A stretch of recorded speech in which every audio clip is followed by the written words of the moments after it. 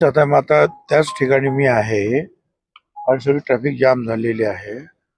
मी येवल्यावरून मुंबईला चाललो होतो त्या नाक्यावर.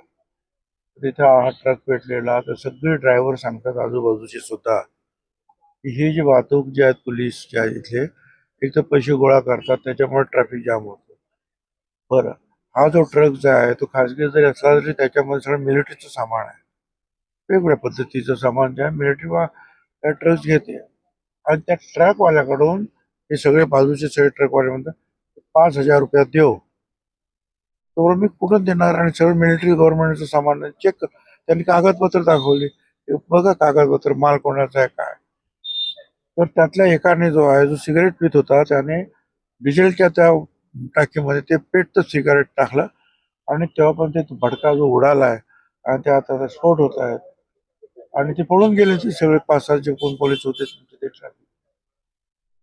तर आता मी ते आमच्या इथल्या लोकल पोलिसांना सांगितलं की बाबा तुम्ही त्याच्यावर FIR वगैरे घ्या.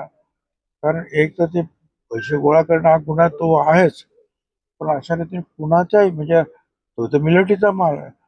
कोणाच्याही याला आग लावायचं काम तुम्ही करू शकत नाही. काय आता तो ट्रक कोण भरून देणार ते गव्हर्नमेंटचं सगळं जो सामान जळाचं जळतंय ते म्हणजे त्या लष्कराचं ते काय चाललेलं आहे. आता बघू आता मी ADG साळुंखे म्हणून जे आहेत DG जे ऍडिशनल DG त्यांना पण मी फोन केला. ते म्हणाले मी पण बघतो आणि आमचे लोक जे आहेत ते त्यांच्यावरच्या कडक कारवाई करतात इथले लोकल